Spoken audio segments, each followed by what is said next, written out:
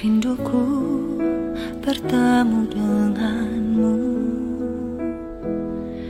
dengan hati yang murni, tangan yang bersih. Ku naik ke atas gunung kudus Tuhan. Dengan apa ku dapat naik ke gunung Tuhan? Rinduku bertemu denganmu,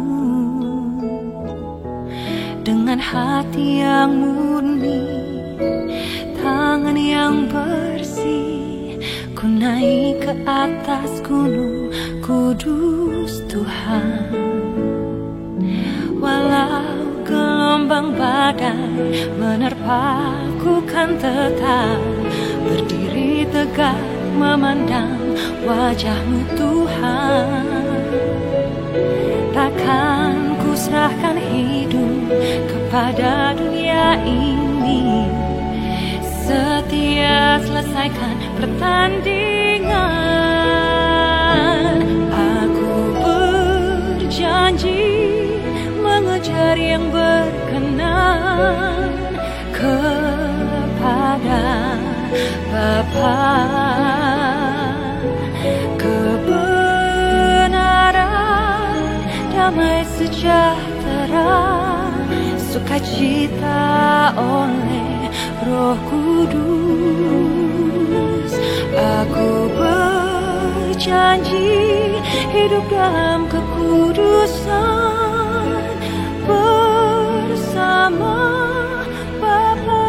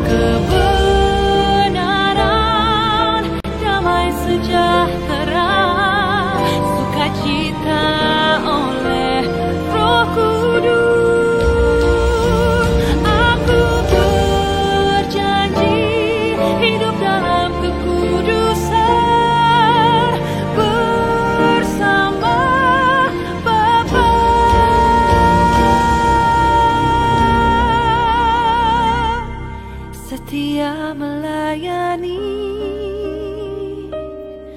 perasaan Bapa.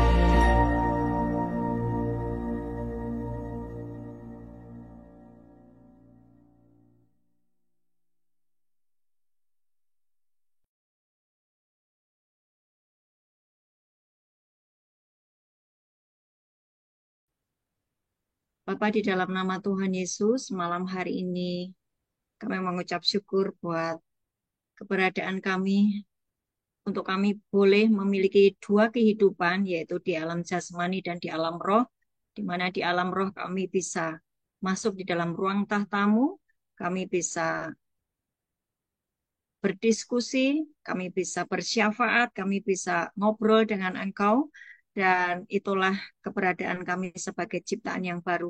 Kami mengucap syukur Tuhan. Terima kasih buat anugerah atas kehidupan kami. Hari ini ada begitu banyak kami yang belum paham tentang dimensi ini. Buat kami paham, berikan kami kecerdasan ilahi, berikan kami pewahyuan, pengertian, hikmat yang daripadamu, supaya sebagai manusia roh kami mengerti bahwa semuanya Tuhan sudah sediakan untuk kami boleh menikmati kehidupan bersama dengan Engkau. Terima kasih Tuhan, ajari setiap kami. Dan malam hari ini kami juga mau melakukan doa pendamaian karena hari ini adalah Yom Kippur. hari raya pendamaian, di mana segala sesuatu sudah didamaikan dengan Bapa di surga melalui darah Yesus. Tidak ada lagi tuntutan iblis, sebab engkau sudah mati di atas kayu salib untuk menyelesaikan dosa-dosa kami. Ajari setiap kami, buat kami paham dan mengerti dalam nama Yesus. Amin. Oke, eh, kita mau, saya ajari dulu teorinya ya. Semua yang tentang sidang ilahi, ayat-ayatnya di mana saja, saya akan sampaikan dulu ya. Sebentar saya mau cek satu-satu. Saya mau cek dulu satu-satu. Pastikan engkau bisa mengikuti hari ini dengan baik.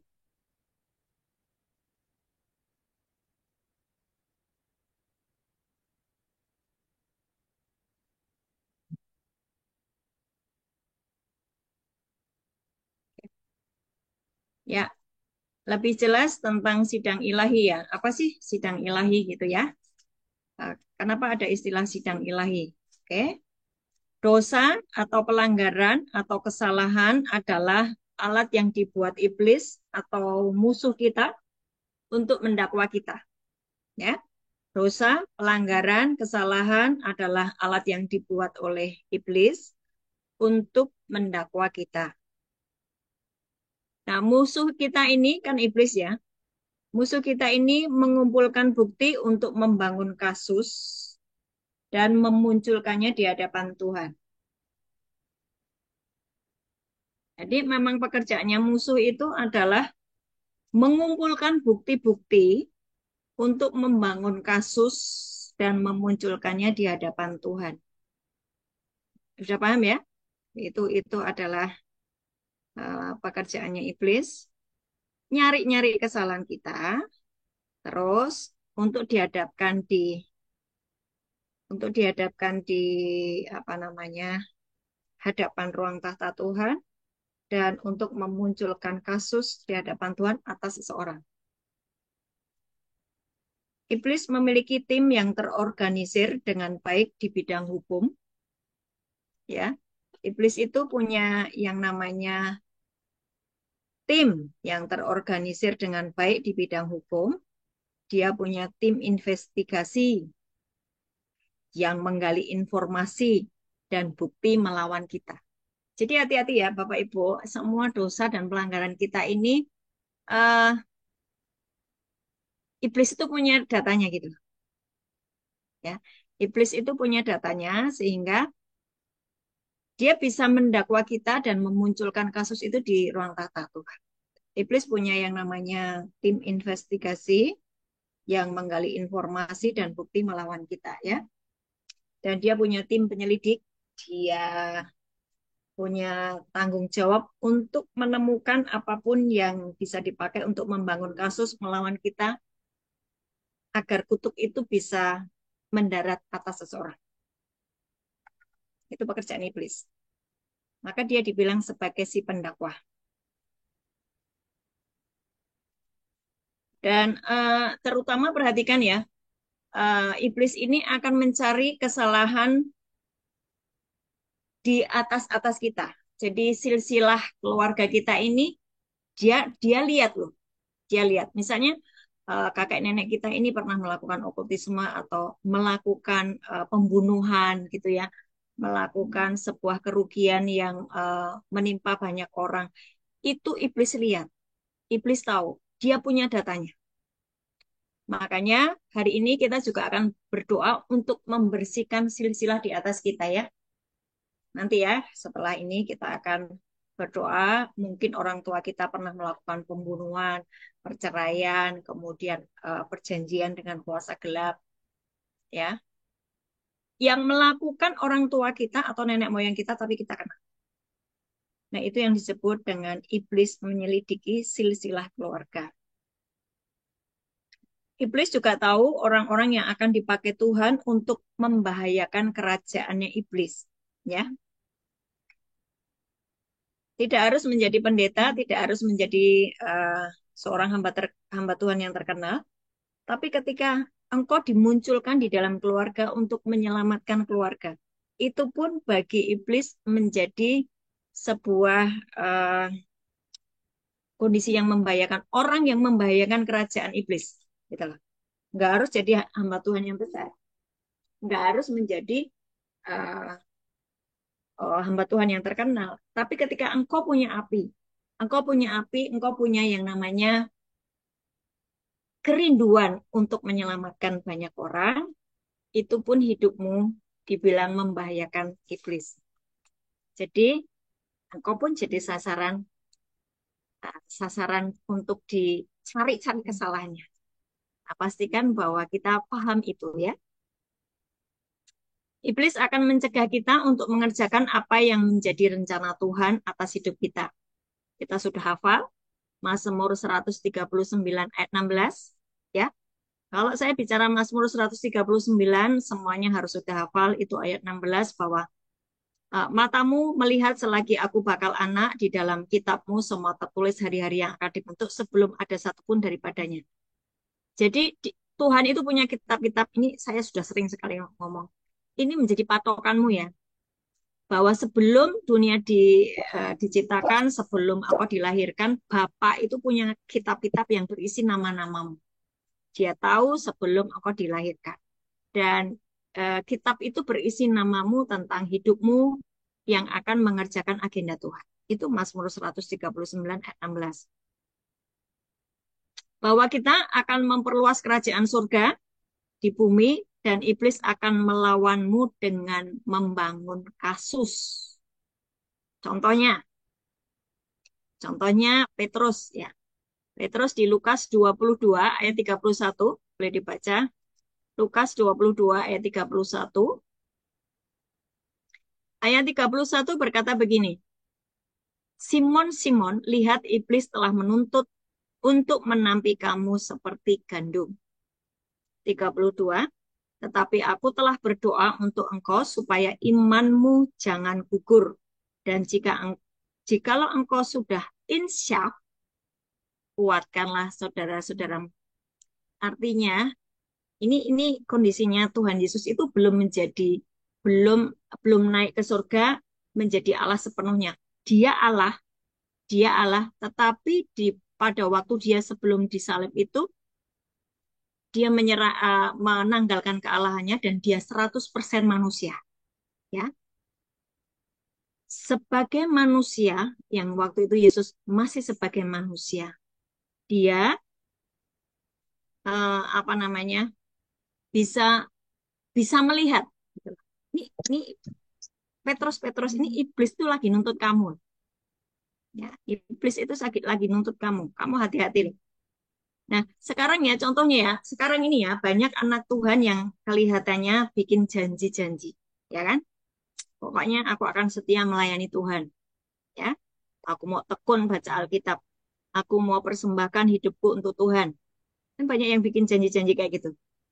Di tengah jalan seperti Petrus, ayat 33. Petrus tuh jawab gini, Tuhan, aku bersedia masuk penjara dan mati bersama-sama dengan Engkau. Ini sama kok janjinya anak Tuhan. Karena aku sudah ditolong Tuhan, aku mau sungguh-sungguh sama Tuhan, ya kan? Betul nggak? Aku mau doa puasa, aku mau bangun pagi. Betul nggak? Janji palsu tuh. Di tengah jalan, wah aku sibuk kerjaannya gini-gini, aku nggak sempat. Sama ini kayak Petrus.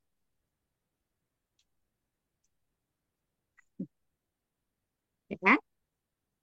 Jawab Petrus, Tuhan, aku bersedia masuk penjara dan mati bersama-sama dengan Engkau. Tetapi Yesus berkata, aku berkata kepadamu, Petrus, hari ini, ayam tidak akan berkokok sebelum 3 kali engkau menyangkal aku. Yesus lihat. Yesus lihat bahwa iblis itu sedang mendakwa dia. Iblis tahu bahwa Petrus ini murid yang paling berani, Dan iblis itu tahu ini Petrus ini juga akan membahayakan kerajaannya iblis, ya. Oke, tak? Ya. Tapi perhatikan waktu waktu Yesus ngomong, kamu tuh mbok doa. Ya, 3 kali Tuhan ngomong kan, berdoalah, berjaga-jagalah supaya tidak jatuh di dalam pencobaan. Tapi yang terjadi apa? Tidur, ngorok, ya kan? Padahal tadi udah janji apa? Mas, aku mau deh mati sampai masuk penjara. Pokoknya aku ikut engkau. Aku bersedia masuk penjara, mati bersama-sama dengan engkau. Ya kan? Sama tuh dengan kita hari ini. Tapi saya tidak kasih contoh seperti itu loh. Kalian lihat, setiap hari saya setia dengan apa yang sudah menjadi janji saya kepada Tuhan. Selamat pagi. 1 Petrus 5 ayat 8. Itu kenapa Petrus berkata, sadarlah dan berjaga-jagalah lawanmu si iblis berjalan keliling sama seperti singa yang mengaum dan mencari orang yang dapat ditelannya. Petrus bisa ngomong kayak gini karena dia ngalami. Ini kan di surat 1 Petrus 5 ayat 8 ya kan? Dia ngalami. Wah bener, kalau aku nggak berjaga-jaga itu bener loh. Aku itu mengkhianati Tuhan 3 kali. Terus pada waktu Yesus Yesus ditangkap itu kan emosinya Petrus meledak ya kan. Terus dia habis bangun tidur, terus tiba-tiba ada yang menyerang Yesus, tiba-tiba dia keluarkan pedangnya dan memotong telinga salah satu orang yang mau menangkap Yesus. Betul ya? Tiba-tiba tantrum yang minggu lalu kita belajar. Tiba-tiba tantrum. Dan tapi Yesus Yesus tuh ngajari kayak gitu enggak? Enggak, Yesus tuh ngajari kasih toh. Maka telinganya dipasangin lagi ke dalam ke tempat orang tersebut. Iblis itu tahu titik lemahmu. Iblis mencari kesalahan di dalam keluargamu, di dalam silsilah keluargamu. Nah, ini perhatikan ya. Kapan dia itu mulai menyerang hidupmu? Ketika ada perasaan frustasi, tidak gembira, tidak ada sukacita, tidak ada puas, kamu kecewa, kamu rasanya kecewa banget gitu. Rasanya depresi banget, ya. Kehilangan damai sejahtera, kehilangan sukacita. Itu artinya iblis sedang ribut dan mengintimidasi pikiranmu. Untuk apa? Menghentikan destiny ilahi yang ada di dalam diri. Paham ya? Makanya kan dibilang di KKS itu 3 kabel ini harus diurusi terus, kebenaran, damai sejahtera, sukacita oleh Roh Kudus. 3 hal ini, kebenaran, damai sejahtera, sukacita, damai sejahtera, sukacita, damai sejahtera, sukacita, harus ada di dalam dirimu. Itu tandanya engkau terus terkoneksi dengan ruang kata. Ketika engkau mulai frustasi, sedih, baper gitu ya, terus kemudian mulai merasa marah, mulai merasa tersinggung, mulai merasa kesal, itu artinya iblis itu sedang mengaum-ngaum di kepalamu dan hendak menghentikan destiny ilahi yang sedang dikerjakan oleh Tuhan atas hidupmu. Engkau sedang dihentikan.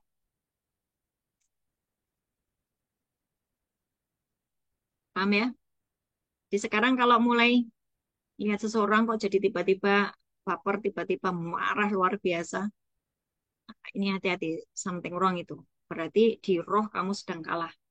Segera beresi dan usir iblis itu supaya apa? Kembali yang namanya kebenaran, damai sejahtera, dan sukacita itu terus ada di dalam dirimu.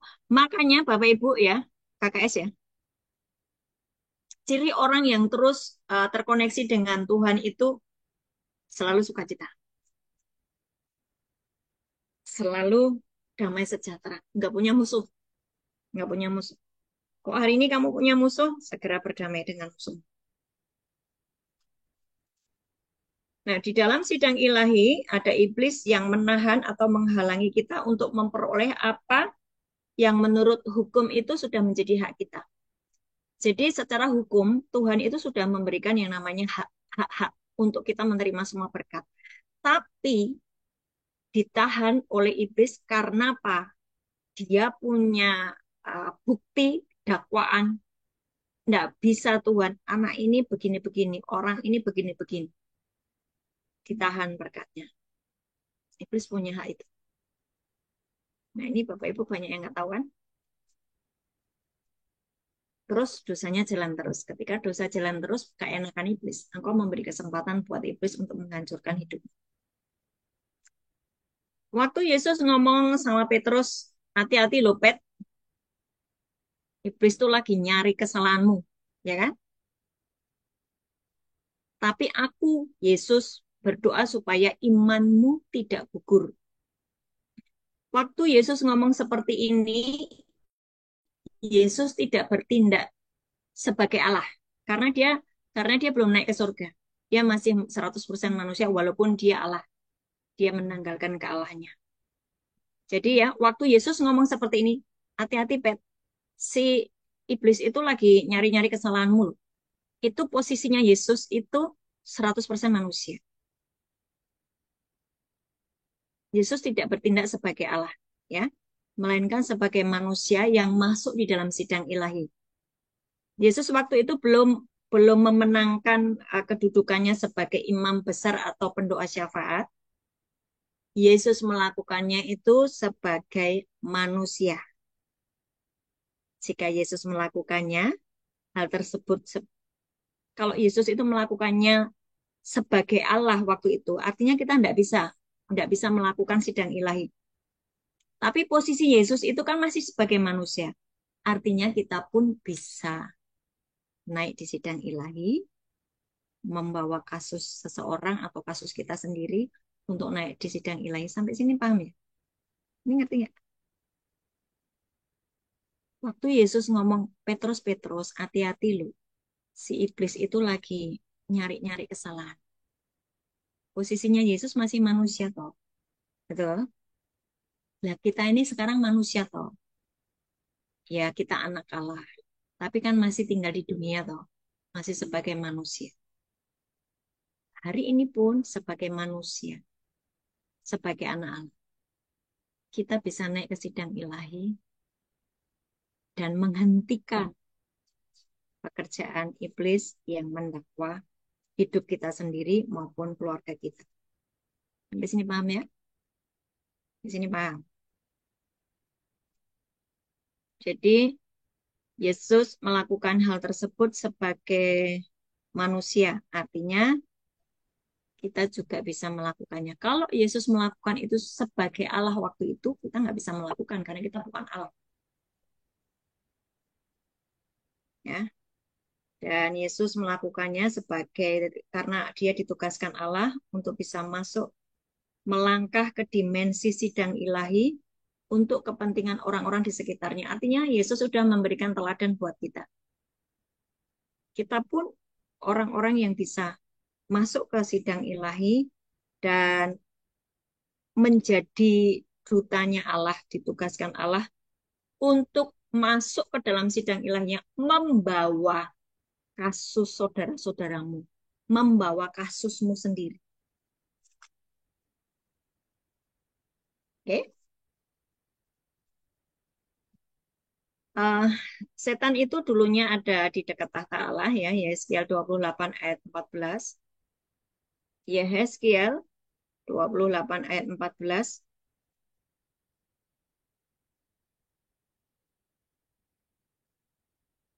Yehezkiel 28 ayat 14. Kuberikan tempatmu dekat kerub yang berjaga di gunung kudus Allah. Engkau berada dan berjalan-jalan di tengah-tengah batu-batu yang bercahaya. Cahaya. Ya, batu yang bercahaya atau berapi itu bagian dari sidang ilahi. Ya, itu bagian dari sidang ilahi. Dan iblis itu berjalan kian kemari, berbicara tentang maksudnya untuk melakukan penyelidikan, untuk membangun kasus di dalam sidang ilahi. Nggak usah bingung. Itu ayatnya ada. Ayub 1 ayat 6 sampai 8. Betul ya? Coba dimunculkan ayatnya. Ayat 1, ayat 6 sampai 8. Jadi setan tuh tahu sistem yang berlaku di ruang tahta. Setan tahu karena dia dulunya di sana. Ya, dulunya di sana sebagai penyembah, tapi karena pemberontakan dan pengen menjadi seperti Allah, ya dibuang. Dua kali iblis itu dibuang. Pertama dari ruang tahta dibuang, kemudian ketika dia masuk ke Taman Eden, ya kan? Dia masuk ke Taman Eden, membuat Adam dan Hawa jatuh di dalam dosa sehingga dia berjalan dengan perutnya supaya apa? Kenapa sih ular itu berjalan dengan perutnya sama Tuhan dibikin seperti itu? Supaya kaki manusia itu bisa menginjak kepala ular. Ya, ini ada ya. Oke, ayat 1 ayat 6 sampai 8. Ayat 1 ayat 6 sampai 8. Pada suatu hari datanglah anak-anak Allah menghadap Tuhan dan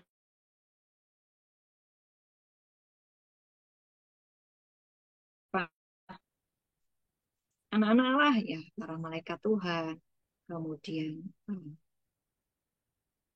orang-orang kudus gitu ya. Kemudian ya semua yang ada di sana. Terus langsung ayat 7. Maka bertanyalah Tuhan kepada iblis, dari mana engkau?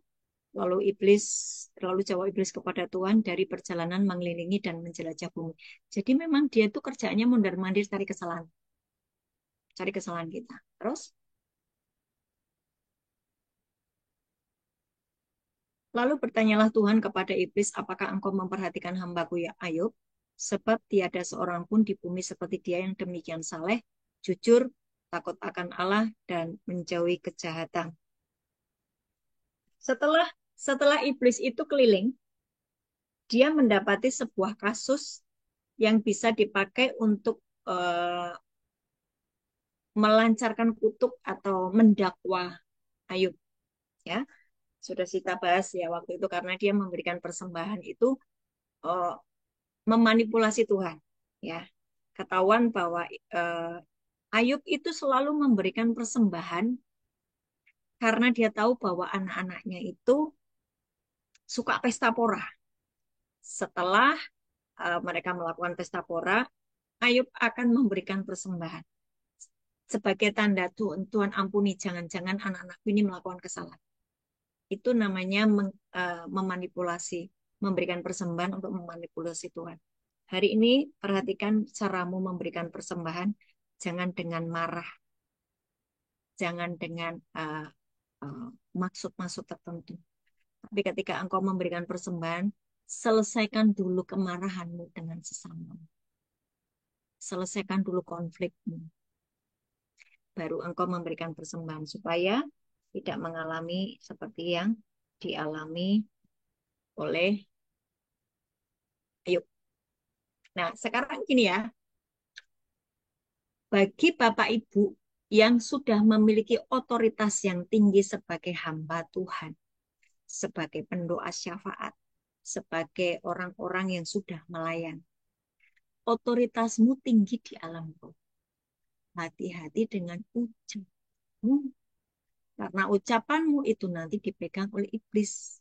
Apabila ucapanmu mengandung kutuk. Itu pernah terjadi ketika Yosua itu mengutuk Yeriko. Yosua 6 ayat 26. Ya. Yosua 6 ayat 26. Yosua itu mengucapkan kutuk atas Yeriko. Ini perhatikan ya Bapak Ibu yang sudah memiliki otoritas yang tinggi di alam roh, engkau sudah mulai pelayanan menjadi hamba Tuhan. Hati-hati dengan ucapanmu. Kalau engkau sedang mendidih hatimu, lebih baik tutup mulutmu. Sekarang memang nggak pakai mulut, Bu, pakai jari. Jangan kuasai jari untuk tidak membuat pernyataan-pernyataan yang mengandung kutuk ya.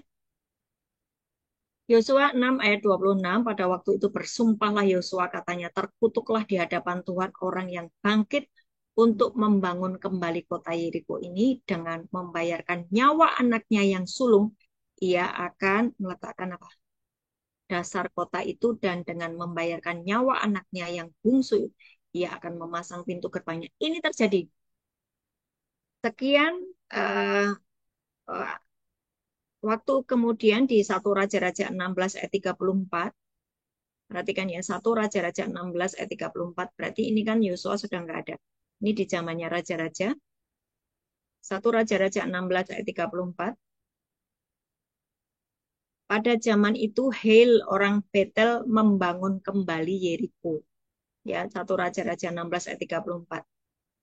Dengan membayarkan nyawa Abiram, anaknya yang sulung, ia meletakkan dasar kota itu dan dengan membayarkan nyawa Segub, ya, anaknya yang bungsu, ia memasang pintu gerbang sesuai dengan firman Tuhan yang diucapkan dengan perantaran Yosua bin. Kutub ini jalan. Setelah sekian masa berlalu, Yosua sudah nggak ada.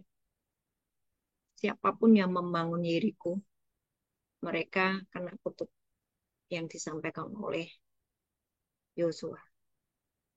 Dan kutub itu terus berjalan. Coba perhatikan di 2 Raja-Raja 2 ayat 19 sampai 22. 2 Raja-Raja 2 ayat 19 sampai 22. Kota Yeriko, sungainya itu beracun sehingga selalu terjadi keguguran. Sering terjadi keguguran bayi. Dan Elisa menghentikan kutub itu dengan menyebarkan garam di sungainya itu. Dan eh, sejak itu kutub keguguran itu selesai. Itu ada di 2 Raja-Raja 2 ayat 19 sampai 22. Jadi ini saya mau menyampaikan kepada Bapak Ibu semuanya ya, bahwa hati-hati kalau engkau ini sudah menjadi hamba Tuhan atau orang yang memiliki otoritas yang tinggi di roh, apa yang kau ucapkan itu terjadi. Sebaiknya ucapkan yang membangun, jangan yang menghancurkan atau yang meruntuhkan. Jadi orang-orang yang memiliki otoritas rohani yang tinggi harus belajar untuk menggunakan otoritas dengan tepat ya. 2 Korintus 10 ayat 8. 2 Korintus 10 ayat 8. Paulus itu berkata gini, bahkan jikalau aku agak berlebih-lebihan bermegah atas kuasa yang dikaruniakan Tuhan kepada kami untuk membangun dan bukan untuk meruntuhkan.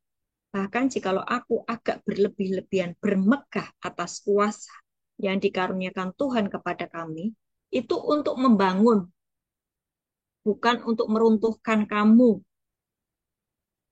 Ya, supaya apa dalam hal ini?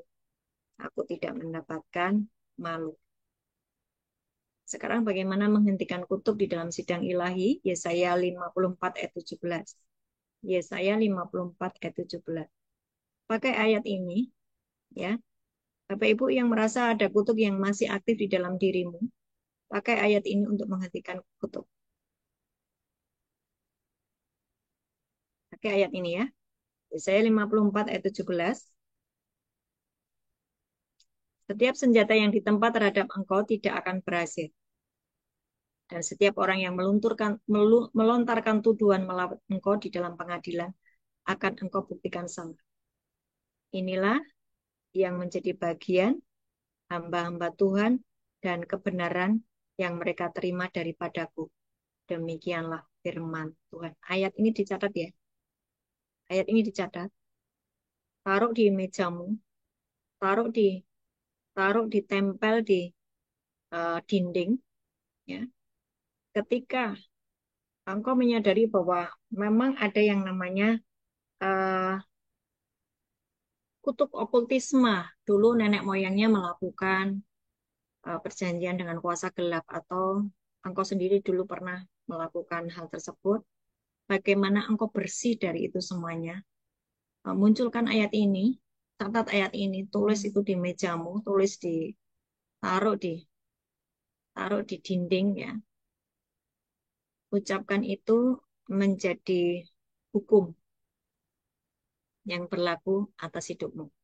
Setiap senjata yang ditempa terhadap engkau tidak akan berhasil, dan setiap orang yang melontarkan tuduhan melawan engkau dalam pengadilan akan engkau buktikan salah. Inilah yang menjadi bagian hamba-hamba Tuhan, ya, menjadi bagian dari hamba-hamba Tuhan. Kita semua hamba Tuhan.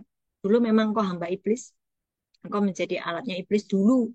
Tapi sekarang setelah engkau menjadi manusia baru, engkau menjadi hamba Tuhan, menjadi hamba Allah. Inilah yang menjadi bagian hamba-hamba Tuhan dan kebenaran yang mereka terima daripadaku, demikian firman Tuhan. 4 hal untuk melenyapkan efek dari perkataan orang-orang yang memiliki otoritas yang tinggi, tapi dia sempat melontarkan kutuk itu kepada kita. Misalnya orang tua kita pernah ya namanya melontarkan kutuk ya, atau mungkin siapapun gitu ya, ngutukin kita gitu ya.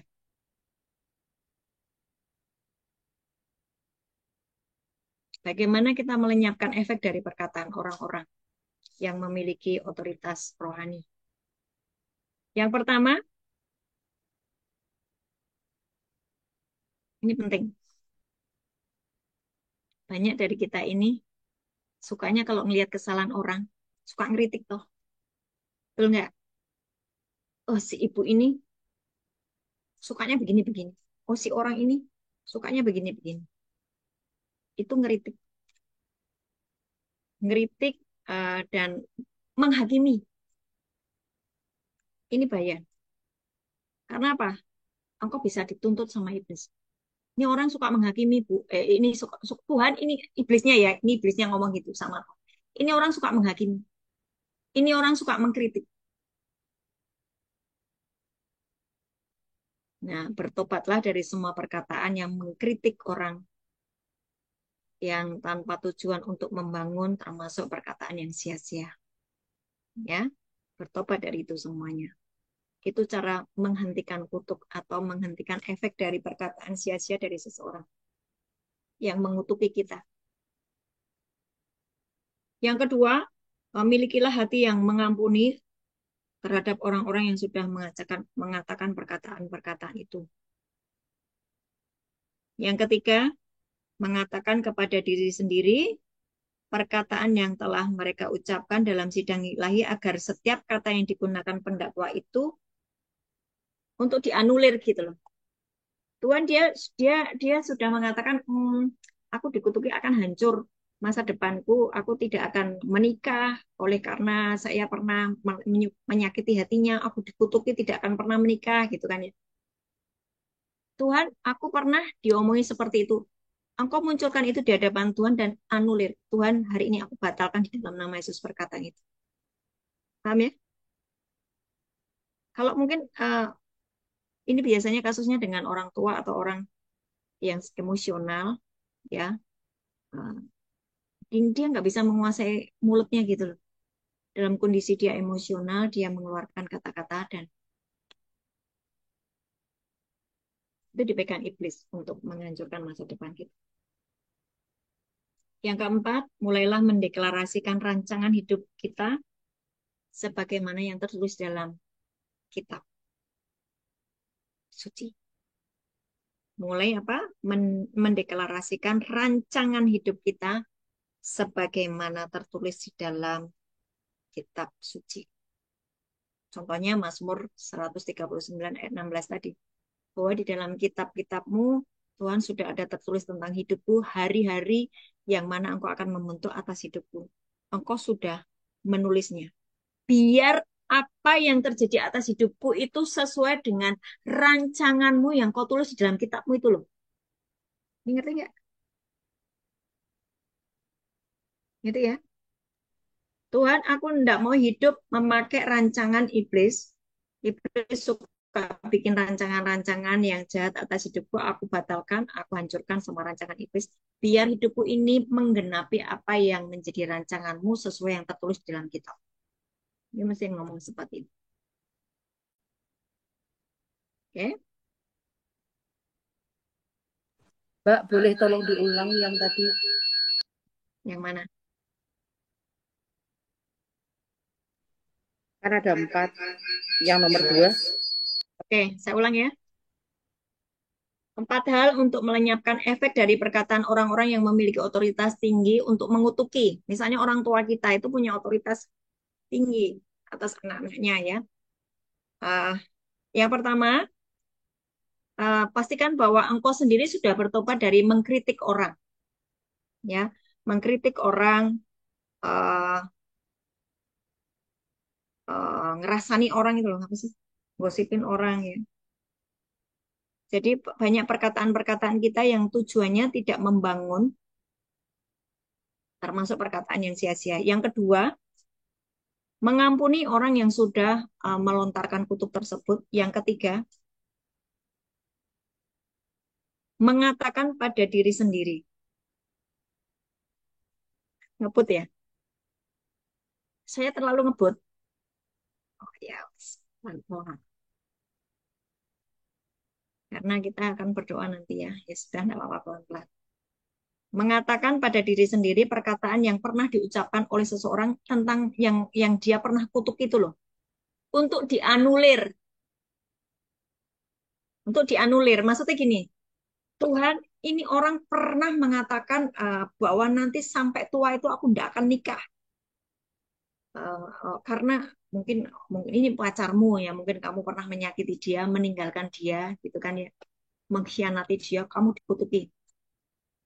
Sampai tua kue tidak pernah akan menikah, soalnya kamu pernah nyakitin aku, tak kutuki kamu, kan gitu kan? Yuk mesti sampaikan di hadapan Tuhan. Ngomong, Tuhan aku pernah dikutuk kayak gini. Hari ini aku membatalkan perkataannya di dalam nama Yesus. Biar hanya kehendakmu yang terjadi atas hidupku, bukan perkataannya dia. Gitu kan? Untuk menganulir perkataan Kembalikan tersebut. keadaan ya. Hmm? Kembalikan keadaan. Betul. Kembalikan kepada keadaan semula yaitu kehendak Tuhan atas hidup kita. Bukan bukan maunya dia. Karena apa? Perkataan negatif itu dipegang iblis loh. Iblis punya punya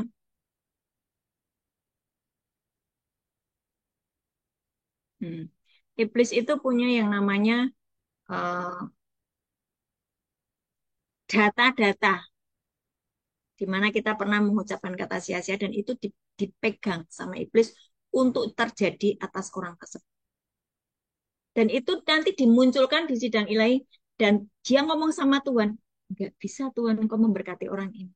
Tuhan dia nggak bisa loh nikah Tuhan. Karena sudah ada kutuk dan dia tidak membatalkan perkataannya gitu. Itu repot toh. Ada kasus begini. Ada kasus begini. Ini lagi terjadi karena kondisi orang itu sekarang kayak nyantol gitu. Seorang yang sudah agak sepuh ya, sudah 7-8 puluhan lah. Dalam kondisinya sebetulnya hampir meninggal karena posisinya secara fisik dia sudah tidak kuat, alat-alat sudah dilepas tapi nggak meninggal-meninggal gitu kan. Setelah ditelusuri ternyata dia kena perkataannya sendiri bahwa sampai nanti saya tua, sampai saya tidak akan meninggal kalau saya belum melihat anak itu menikah. Nah, sementara anak itu entah kemana gitu, anak anak pungutnya gitu. Entah kemana gitu, tidak ada jejaknya sehingga ini kan nggak jadi nggak jelas semuanya toh sampai dengan hari ini mati yang enggak, hidup yang nyantol dengan perkataan yang pernah dia ucapkan. So, mari perhatikan semua perkataan kita. Hati-hati. Ya, karena itu dipegang sama iblis. Eh, tadi ada pertanyaan, langsung saya jawab ya. Bu, bagaimana jika saya itu sering mengucapkan kata-kata yang mengutuki anak saya karena saya emosi? Wah, ya, itu repot, Bu. Kalau engkau sebagai seorang ibu, menciptakan perkataan-perkataan negatif atas anakmu sendiri dan itu akan terjadi. Kalau engkau tidak membatalkannya di hadapan Tuhan dan hari ini kita berkata Tuhan ampuni dan hari ini Tuhan semua perkataan sia-sia atas anakku aku batalkan di dalam nama Yesus. Kalau engkau tidak mengatakan begitu, itu perkataanmu akan jadi. Anakmu akan terjadi seperti yang kamu ucapkan. Gitu loh. Maka saya dengan anak-anak saya itu selalu memberkati pandai, cerdas, berhasil ya. Takut akan Tuhan. Walaupun mungkin waktu itu saya belum melihat sesuatu yang baik, tetapi saya selalu mengatakan yang baik kepada anak saya. Ya, pun anak rohani saya, anak jasmani saya selalu perkatakan semua yang baik. Meskipun saya melihatnya belum baik, tapi selalu saya ciptakan sesuatu yang baik. Engkau anak yang baik, engkau dicintai Tuhan, engkau bukan pecundang, engkau bukan seorang yang kalah, ya. Engkau adalah biji mata Tuhan, engkau berharga di mata Tuhan. Selalu ucapan seperti itu dan itu akan membangun. Selalu ucapkan perkataan yang membangun, bukan yang menghancurkan. Oke, sudah? Nah, keadaan di sidang ilahi. Keadaan di sidang ilahi. Sebetulnya iblis itu sudah kehilangan kedudukan di dalam sidang ilahi ya. Ayatnya jelas. Iblis itu sebenarnya sudah kehilangan kedudukan di dalam sidang ilahi. Wahyu 12 ayat 10. Wahyu 12 ayat 10.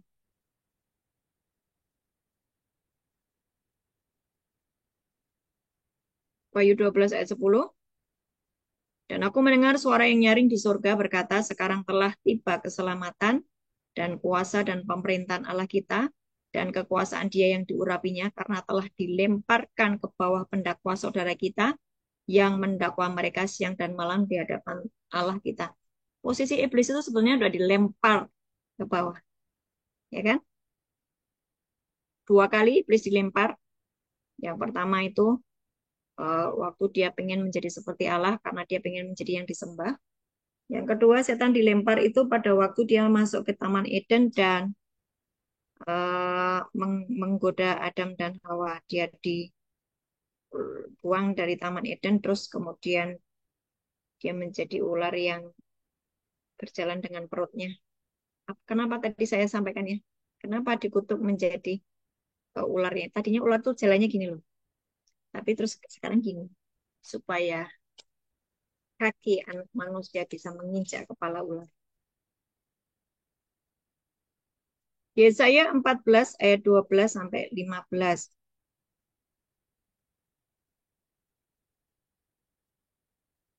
Yesaya 14.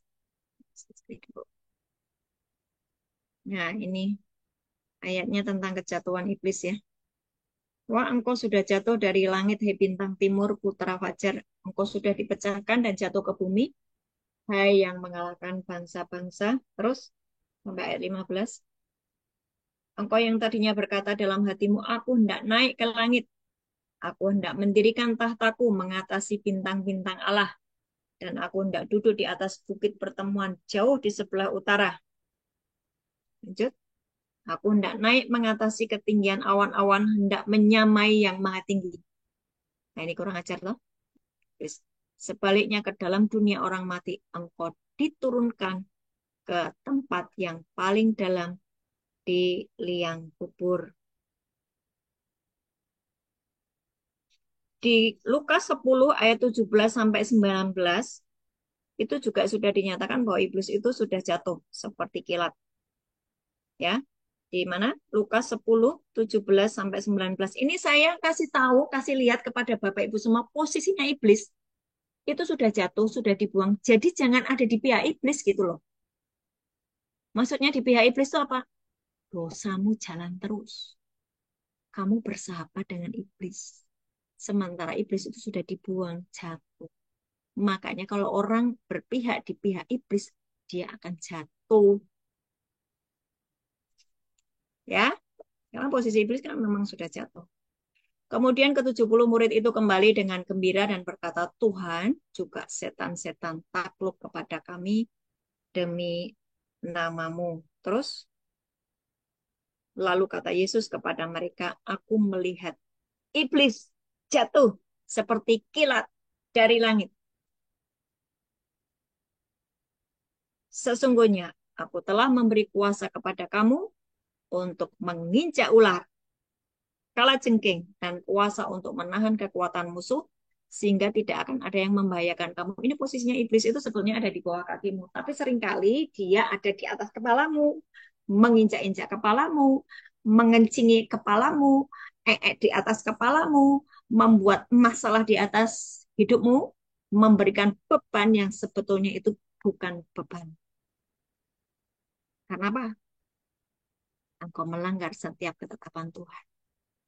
Waktu engkau melanggar ketetapan Tuhan, iblis berhak menginjak-injak kamu. Tapi ketika engkau taat, posisinya iblis ada di bawah kakimu. Engkau tinggal menginjaknya karena memang posisinya sudah jatuh. Sejak sejak ini yang Lukas 10 ayat 19 nih, ayat berapa tuh? Ayat 17 sampai 19 ini, iblis jatuh seperti kilat. Cie. Sejak itu pelayanan murid-murid Tuhan berkembang dengan kuasa dan otoritas yang lebih besar. Makin banyak orang-orang yang diselamatkan. Bapak Ibu, kalau engkau bisa menginjak iblis, iblis nggak di atas kepalamu, tapi di bawah kakimu. Engkau bisa memenangkan banyak orang. Amin. Engkau bisa tolong banyak orang. Engkau bisa memberkati banyak orang. Engkau bisa menarik mereka dari lubang lumpur dosa. Ini ayatnya di Lukas 10 ayat 17-19. 70 murid kerja jadi lebih efektif ya. Bisa berbicara dalam nama Yesus dan setan-setan taat karena mereka mengenal Yesus. Siapa yang mengenal Yesus? Setan-setan itu. Dia tahu nama Yesus itu.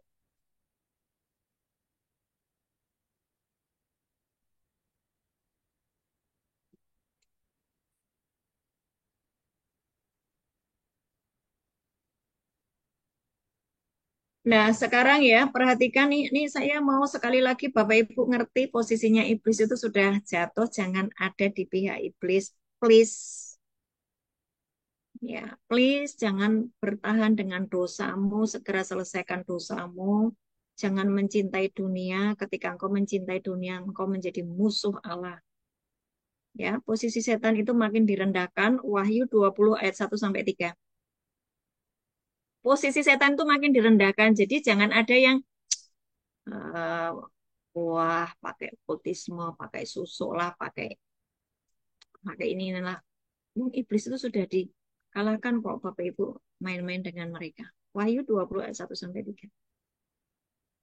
Lalu aku melihat seorang malaikat turun dari surga memegang anak kunci jurang maut dan suatu rantai besar di tangannya. Terus ia menangkap naga, si ular tua itu, yaitu iblis dan Satan, dan ia mengikatnya 1000 tahun lamanya. 3.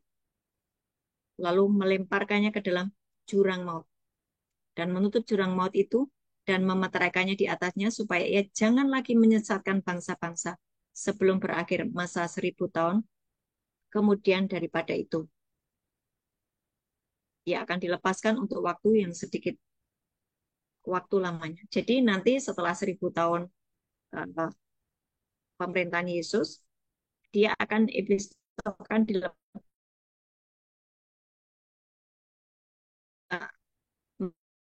ganggu lagi anak-anak Tuhan, tetapi setelah itu dia akan benar-benar dikurung selama-lamanya.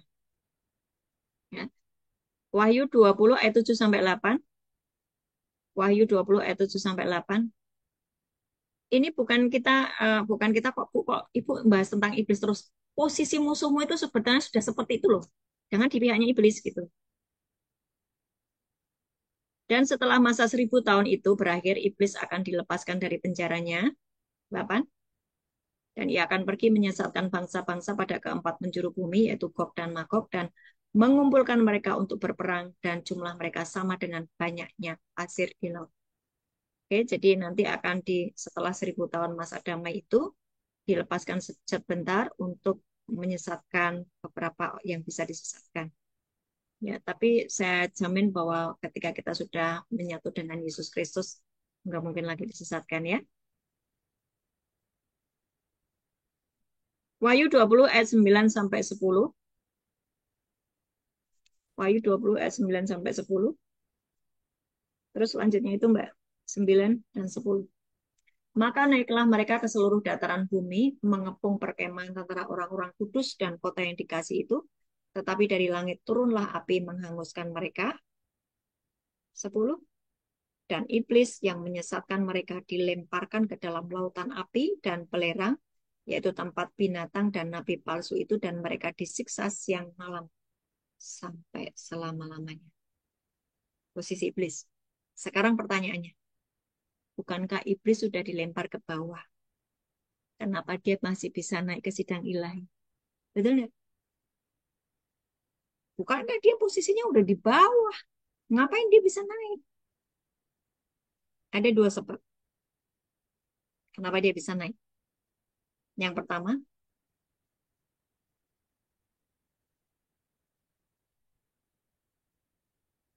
setan hanya bisa mempresentasikan sebuah kasus melawan kita bila ia dipanggil oleh Tuhan. Jadi memang dia dipanggil oleh Tuhan yang pertama. Karena Tuhan memanggil. Ayub 1 ayat 6 sampai 8 tadi. Dari mana kamu, Blis? Gitu kan. Jadi setan itu hanya bisa mempresentasikan sebuah kasus melawan kita bila ia memang dipanggil ke sidang. Istilah anak-anak Allah itu, Ayub coba dimunculkan Mbak, Ayub 1 ayat 6 sampai 8. Kecepatan ya, biarin aja lah, kita harus cepat-cepat ya. Istilah anak-anak Allah, pada suatu hari datanglah anak-anak Allah. Itu kan ada anak-anak Allah ya, menghadap Tuhan, dan di antara mereka datanglah juga iblis. Itu mereka adalah semua makhluk ciptaan Allah. Anak-anak Allah itu semua makhluk ciptaan Allah, baik malaikat maupun setan-setan, orang-orang kudus ya. Setan datang untuk setan datang itu karena dipanggil untuk menghadap. Untuk apa? Menyampaikan laporan tentang dirinya kepada Allah sebagai hakim. Setan ditanya, apa kamu punya sebuah kasus yang bisa melawan Ayub? Tunjukkan. Dalam hal mana Ayub bersalah di hadapanku? Dia itu saleh, dia itu suci, dia menjaga hidupnya, dia mencintai aku, gitu kan ya. Tunjukkan kasus kamu bisa melawan Ayub. Nah, ini jadi di sini bahwa Tuhan mengizinkan setan untuk mengajukan dakwaan. Perhatikan, Allah memakai dakwaan tentang seseorang yang telah menyenangkan hati Tuhan untuk memurnikan hidup. Jadi ya, ketika Tuhan izinkan iblis mendakwamu, melemparkan tuduhan kepadamu, dan melawan engkau, dan menghancurkan masa depanmu, sepertinya menghancurkan sesuatu di dalam hidupmu. Saya pernah mengalami itu. Saya pernah mengalami dinolkan sama Tuhan. Karena apa? Saya mencintai Tuhan, tetapi ada bagian-bagian dari sisi saya yang belum sempurna, yang belum akurat. Ketika saya dinolkan, ketika saya dihancurkan, itu baik. Untuk apa? Memurnikan iman saya. Ayub pun mengalami seperti itu. Allah memakai dakwaan terhadap seseorang yang telah menyenangkan hati Tuhan untuk memurnikan Ayub di tingkat berikutnya. Ada level kemurnian yang meningkat.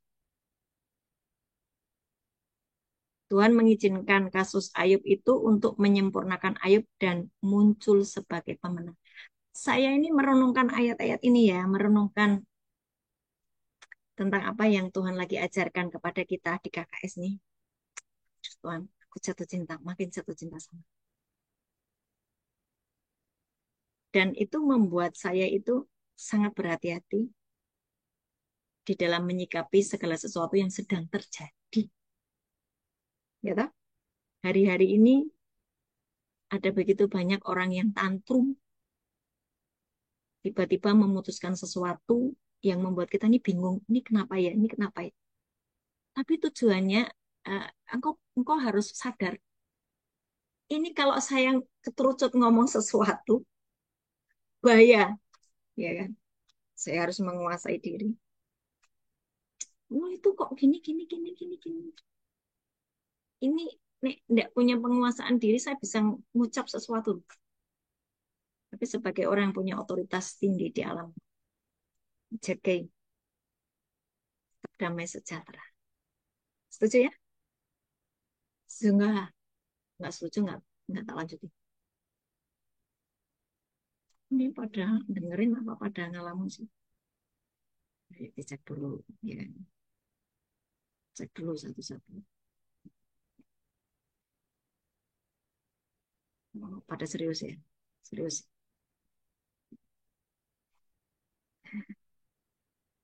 Oke, sekali lagi, mari belajar ya penguasaan diri terhadap apa yang sedang terjadi. Karena ini loh, Wahyu 3 ayat 21. Wahyu 3 ayat 21.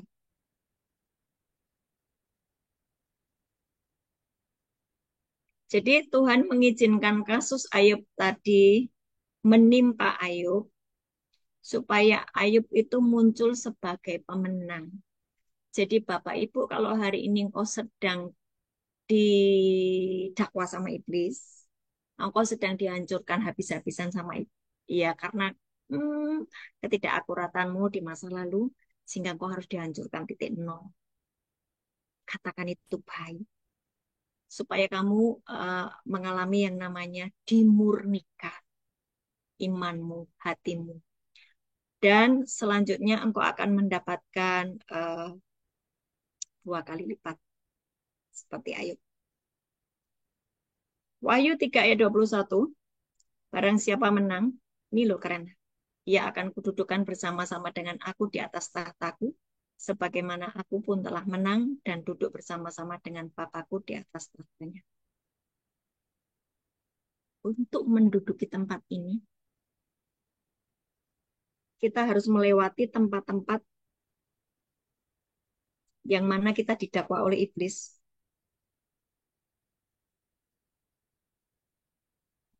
Supaya kita tidak mendapatkan tempat itu. Saya ulang. Untuk menduduki tempat Wahyu 3 ayat 21. Itu kan posisi toh. Kalau kamu menang, setiap kali ujian, setiap kali cobaan, setiap kali godaan, kamu menang, kamu nggak emosional, kamu nggak baper, kamu nggak tantrum, kamu nggak membalas kejahatan orang, kamu nggak membalas, kamu memberkati, kamu tetap posisi hatimu tuh benar di hadapan Tuhan, maka kamu akan kududukan bersama-sama dengan aku di atas tahta. Rento? Dan sebagaimanapun aku telah menang dan duduk bersama-sama dengan Bapakku di atas tahta. Ini Efesus 1 ayat 3 sampai 14 di mana kita di dalam Kristus, di dalam Kristus, di dalam Kristus. Engkau menang. Maka posisimu kalau sekarang Yesus itu di sebelah kanan apa? Maka posisimu di alam roh itu di sebelah kanan Bapa juga. Sebab apa? Yesus kepala, engkau tubuhnya. Tidak terpisah dari Yesus. Kecuali jika engkau keluar dari Kristus. Hidup semaumu sendiri, engkau bukan tubuh Kristus. Kepalanya Yesus, tapi tubuhmu itu terpisah dari Yesus. Karena engkau terus berbuat dosa. Maka posisimu tidak bersama-sama dengan Yesus. Untuk menduduki tempat di Wahyu 3 ayat 21 ini, kita harus melewati tempat-tempat di mana iblis itu menentang kita dengan dakwaan-dakwaannya dan kita dinyatakan menang. Ya, maksudnya gimana sih Bu? Saya bingung. Iblis tuh nggak punya dakwaan atas dosamu gitu loh, nggak ada dosamu. Masa sih Bu? Nggak ada dosa atas atas manusia. Lah kan udah diajari di Efesus 4. Kok kamu bikin dosa? Jangan sampai matahari terbenam sebelum padam amarahmu. Selesaikan segera dosamu. Jangan kasih kesempatan sama iblis. Kan gitu toh. Jangan marah sampai berhari-hari. Jangan terus melakukan dusta. Jangan terus melakukan eh, eh, apa namanya, kecurangan-kecurangan. Segera selesaikan. Supaya apa? Iblis nggak mendakwa. Kayak gitu tuh. Bu Puyeng, Bu. Bisa.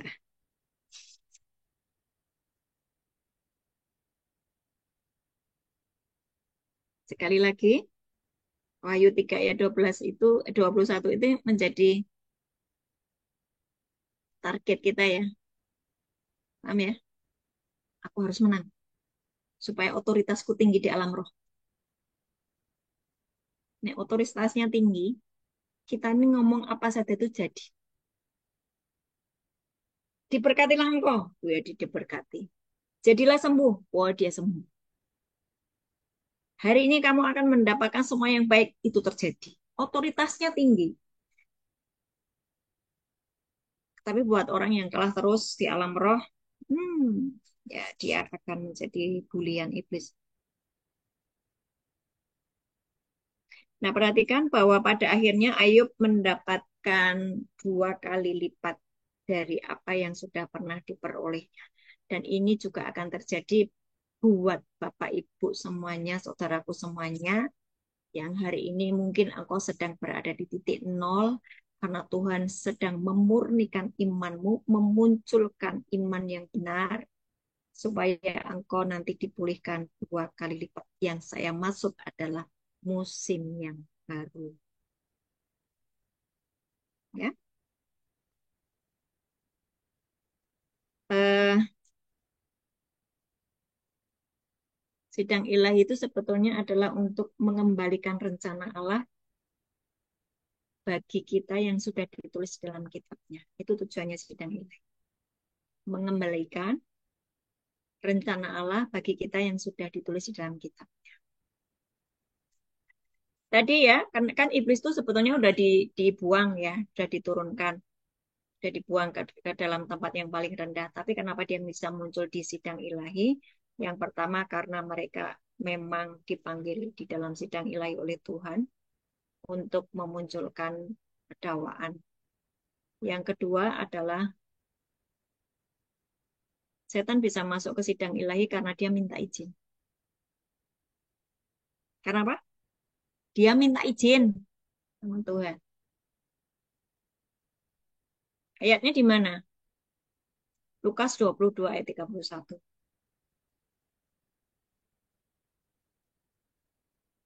Simon, Simon, lihat iblis telah menuntut untuk menampi kamu seperti gandum. Menuntut, kata menuntut itu mengajukan dakwaan, ya. Menuntut itu mengajukan dakwaan, setan membangun sebuah kasus melawan Petrus dan sedang menuntut dan ingin agar ditetapkan tanggal dakwaannya. Jadi Tuhan, ini iblisnya ngomong sama Tuhan. Petrus nih, dia emosional. Dia itu eh, memang imannya itu waktu dia disuruh jalan di atas air itu kan yang lainnya kan nggak berani. Dia sendiri yang berani. Emosional. Tapi juga tiba-tiba imannya bisa drop waktu Yesus itu eh, meninggalkan mereka. Yesus kan bangkit ya naik surga itu. Petrus itu imannya tiba-tiba menjadi drop dan kembali menjadi seorang nelayan. Iblis tahu karakternya si Petrus dan dia minta izin untuk mendakwa, menuntut si Petrus.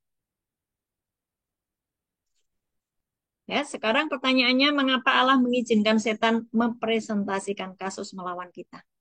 Kan gitu. Pertanyaannya, terus kenapa sih kok Tuhan izinkan setan itu bikin kasus untuk melawan kita? Kenapa? Satu, Allah ingin memberikan hak kepada kita untuk memenuhi syarat untuk menjadi pemenang dan mendapatkan pahala. Yang pertama, mengapa sih Allah mengizinkan setan mempresentasikan kasus melawan kita? Yang pertama tadi loh, yang di Wahyu 3 ayat 21. Allah ingin memberikan hak kepada kita untuk memenuhi syarat menjadi pemenang dan mendapatkan pahala.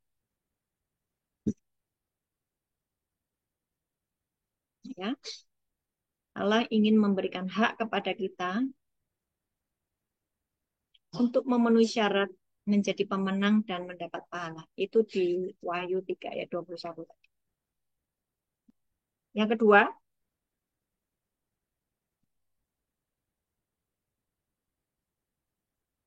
Allah tidak mau didakwa sama iblis bertindak tidak adil.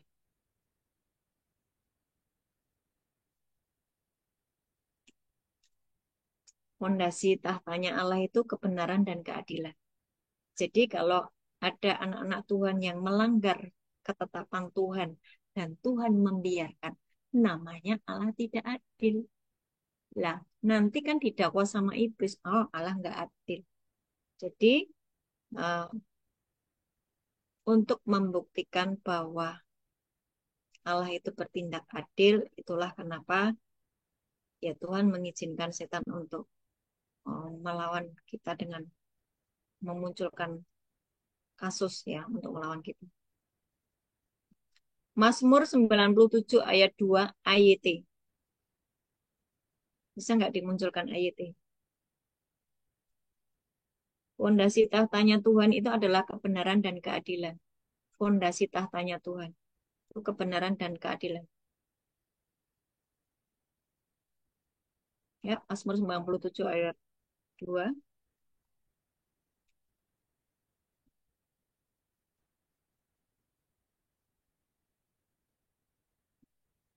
Mendakwa, iblis mendakwa sama dengan mengintimidasi ya sama. Ketika kita diintimidasi iblis biasanya langsung emosinya negatif ya. Dan ketika emosi negatif tiba-tiba nanti akan muncul perkataan atau perbuatan yang itu melanggar firman Tuhan. Mazmur 97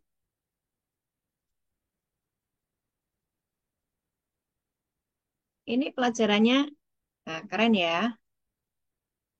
Saya ngerti ngerti sidang ilahi ini membuat saya sangat hati-hati ketika bersikap dan uh, menjalani kehidupan sehari-hari ya.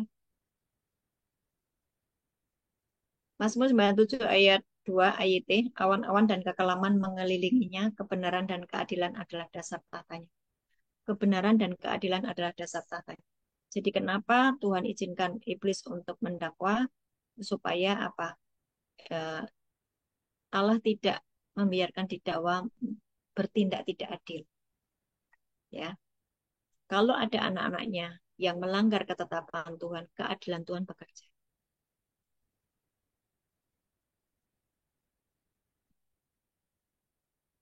Nah, sekarang perhatikan bahwa Yesus di atas kayu salib itu menyelesaikan semua konflik manusia dengan Tuhan. Di atas kayu salib ya. Darahnya mengampuni semua dosa pelanggaran, menyucikan kita dari semua dosa, dari semua kutuk. Kan betul gitu ya? Jadi bagaimana saya memfungsikan darah itu? Supaya saya ini sudah tidak lagi didakwa oleh iblis. Bagaimana saya memakai darah itu menyucikan hidup saya?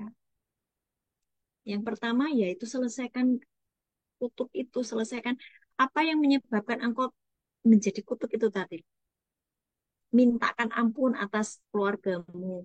Engkau sendiri harus bertobat dari semua dosa pelanggaranmu yang menjadikan engkau kena kutuk. Terus sikap hatimu harus diberesi. Terus menjadi dewasa rohani untuk mendapatkan warisan 2 kali lipat.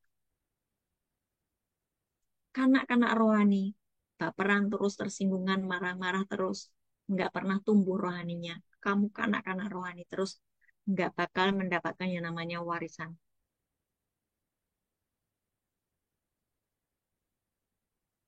Ayub di dalam segala ujian yang dialami,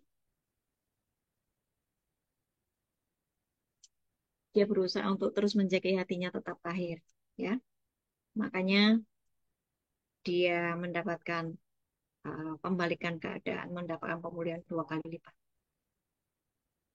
Darah Yesus sanggup untuk menjawab kasus apapun yang didakwakan iblis terhadapmu, tapi pastikan bahwa engkau sudah selesai atas dosamu. Kalau engkau dosamu belum selesai, engkau terus berjalan di dalam dosamu itu, kuasa darah Yesus tidak sanggup untuk menghentikan itu.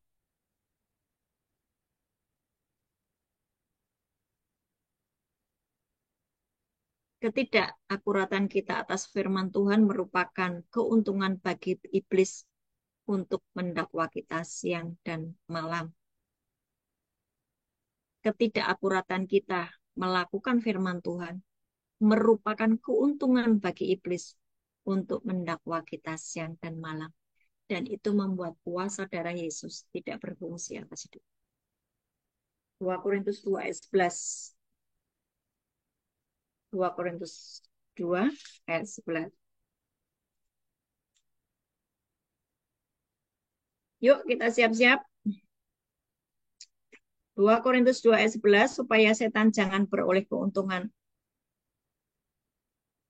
atas kita karena kita tahu tipu muslihatnya. Ya. So, perhatikan bahwa iblis itu posisinya sudah kalah. Jangan bersahabat dengan iblis dong. Setelah aku nggak bersahabat dengan iblis loh, yang kamu dosa jalan terus itu namanya kamu bersahabat dengan iblis toh. Ya, mau pahit terus, nggak bisa mengampuni, berzinah terus, pikirannya jorok terus, ya kan? Itu namanya engkau bersahabat dengan dunia atau ada di pihak iblis. Di roh sudah ada talit yang besar yang menudungi kita dan membenarkan kita. Ada talit yang besar.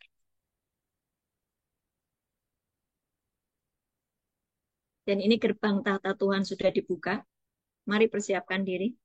Semuanya buka kamera. Buka kamera. Kita akan berdoa.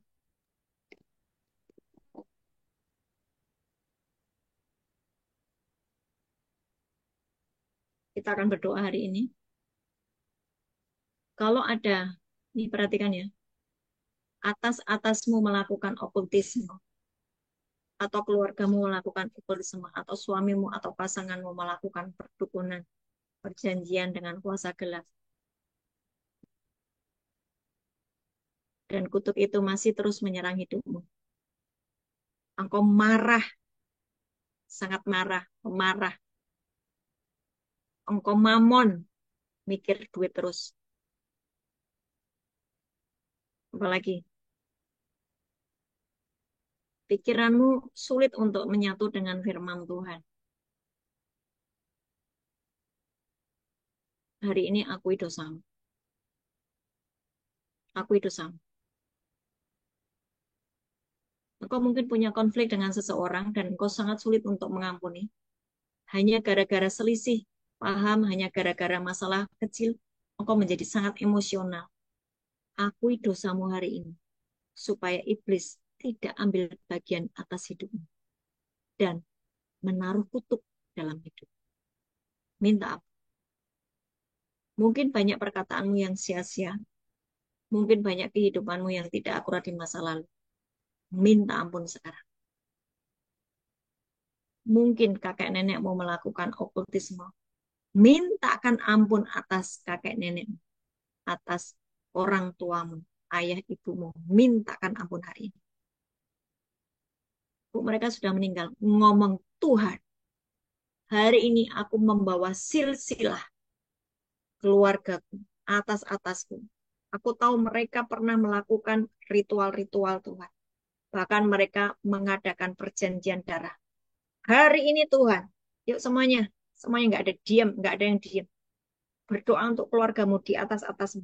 Darah Yesus menyucikan seluruh silsilah di dalam keluarga kami.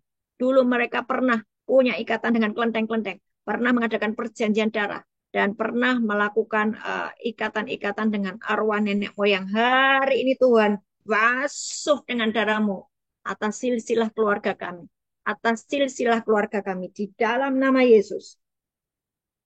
Terus minta ampun, terus minta ampun, terus minta ampun. Hari ini Tuhan sedang menudungi engkau dengan sayapnya, dengan kasih-Nya, dan engkau didamaikan dengan darah Yesus. Kekudusan Tuhan melingkupi hidupmu, dan hari ini akui semua dosa pelanggaran. Hari ini Bapa di surga, sebagai imamat yang rajani, aku membawa seluruh KKS, seluruh yang ikut Zoom malam hari ini, kami bawa seluruh kehidupan kami bawa seluruh keluarga besar kami, atas kami, nenek moyang kami, Tuhan. Basuh silsilah keluarga kami, Tuhan, dengan darah. Mereka pernah melakukan ritual-ritual perjanjian, Tuhan. Ampuni, basuh dengan darah. Dan mulai dari kami dan anak cucu kami berikutnya, kutuk itu sudah selesai. Tidak mengikat kami. Dalam nama Yesus. Dalam nama Yesus. Tuhan, ada begitu banyak ketidakakuratan dalam hidup kami. Kami melanggar ketetapan. Kami melanggar semua perintah-Mu, Tuhan. Kami tidak taat pada perintah-Mu. Ampuni kami, Tuhan. Dan hari ini, Tuhan, kami mengakui segala dosa dan pelanggaran kami. Kami mengakui di hadapan-Mu, Tuhan. Ampuni kami. Dan hari ini kami juga mengampuni orang-orang yang pernah menyakiti kami, yang membuat kami luka, trauma. Kami trauma, Tuhan. Kami sakit hati. Kami dibully. Dan itu sakitnya masih berasa sampai hari ini. Tuhan, sulit buat kami mengampuni, tapi hari ini kami memutuskan mengampuni.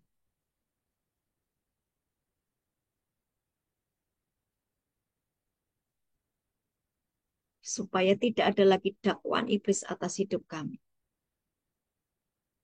Kami melepaskan pengampunan. Kami mengasihi mereka yang pernah menganiaya kami. Dan Tuhan, kami juga melepaskan pengampunan atas orang-orang yang pernah mengutuki kami. Perkataan-perkataan sia-sia yang mereka pernah ucapkan atas kehidupan kami, hari ini kami hadapkan di hadapan-Mu, Tuhan. Dan itu tidak boleh terjadi. Yang boleh terjadi hanya kehendak-Mu atas kehidupan kami. Engkau sudah merancangkan kehendak-Mu atas kehidupan kami masing-masing, Tuhan. Bahkan kehidupan kami sudah Engkau tulis di dalam kitab-Mu. Itu yang harus terjadi, Tuhan. Bukan perkataan manusia yang mengutuki kami. Di dalam nama Yesus. Di dalam nama Yesus. Nah, semua ikatan-ikatan dosa yang pernah kami kerjakan hari ini, yang mengikat kami, membelenggu kami hari ini, biar dilepaskan. Dilepaskan. Dihancurkan. Darah Yesus. Darah Yesus. Darah Yesus. Darah Yesus. Yes, semuanya. Darah Yesus. Darah Yesus. Darah Yesus mengampuni setiap dosa pelanggaran. Perkataan sia-sia. Perbuatanmu di masa lalu dihapus hari ini dengan darah Yesus. Yes. Dan hari ini kalau engkau tetap berada di dalam ketidakakuratan, ranting itu sedang dipotong, ranting itu sedang dibersihkan. Izinkan Tuhan memotong hubungan-hubunganmu dengan orang-orang yang tidak berdampak baik. Hari ini dipotong di dalam nama Yesus. Kalau engkau punya teman-teman yang merusak hidupmu, dan engkau masih berhubungan dengan mereka, potong itu di dalam nama Yesus. Supaya hidupmu menghasilkan buah. Supaya engkau tidak tercemar dengan dosa mereka. Engkau hari ini sedang dipisahkan. Dan itu rasanya sakit. Izinkan itu terjadi supaya engkau tidak hilang. Ranting itu dipotong, yang tidak menghasilkan buah dipotong. Dan ranting yang menghasilkan buah sedang dibersihkan supaya menghasilkan banyak buah. Dan mulai dari hari ini engkau akan berbuah lebat. Sebab engkau mengizinkan dibersihkan hidupmu. Dibersihkan hidupmu. Engkau nurut sama Tuhan. Engkau mau taat hari ini. Engkau mau ada di pihak Tuhan.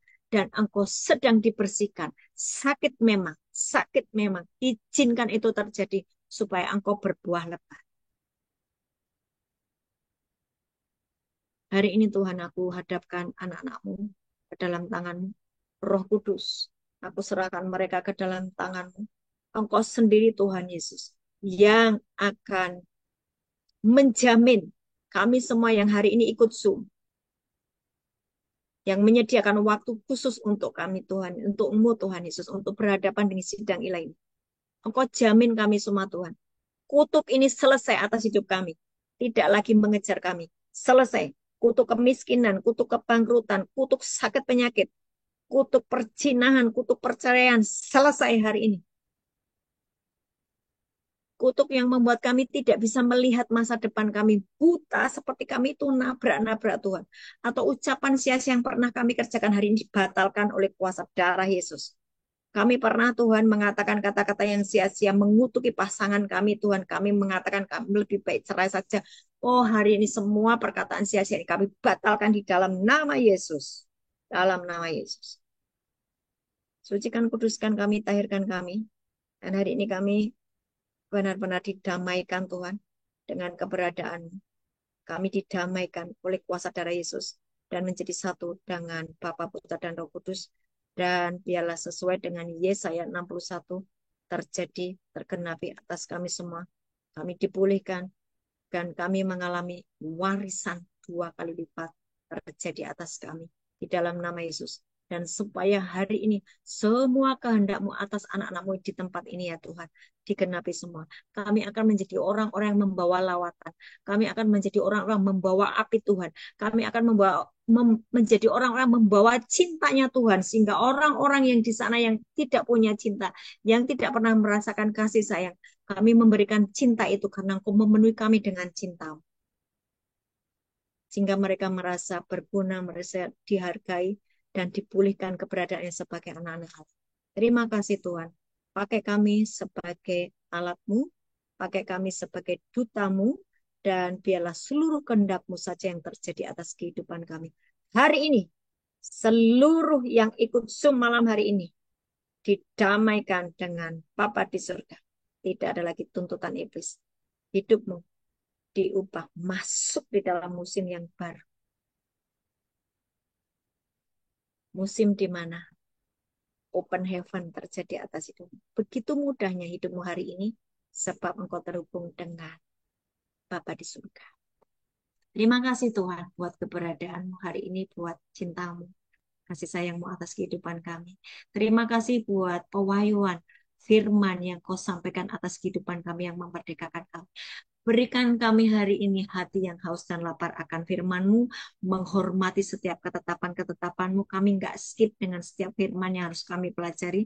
Hari ini Tuhan kami dipenuhi dengan hati yang haus dan lapar. Terima kasih Tuhan. Terima kasih Tuhan. Terima kasih Tuhan. Di setiap kita ada kitab yang berisi nama kita. Setiap engkau, namamu masing-masing. Tuhan sedang menulis ulang agendanya. Kalau engkau hari-hari yang lalu hidup semaumu sendiri, engkau tidak mengerjakan agenda Tuhan, engkau mengerjakan agenda iblis. Hari ini buku itu disobek, dihancur. Tuhan membuka kitab yang baru dan ditulis namamu menjadi manusia baru, nama yang baru. Engkau diberikan nama yang baru, engkau menjadi manusia baru, dan Tuhan sedang menulis ulang agendanya atas hidup. Yang bisa katakan apa?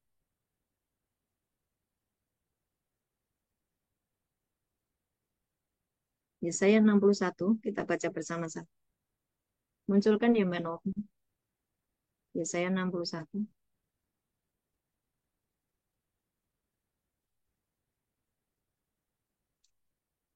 Ini ayat yang terus menggema di dalam diri saya dan saya mengalami hari-hari ini. Ayat ini. Munculkan coba di Yesaya 61 ayat 1 sampai selesai. Tidak usah dibuka speakernya ya. Saya akan baca, ikuti semuanya ya. Roh Tuhan Allah, semuanya mengucapkan, semua mengucapkan. Roh Tuhan Allah ada padaku. Oleh oleh karena karena Tuhan Tuhan telah mengurapi aku.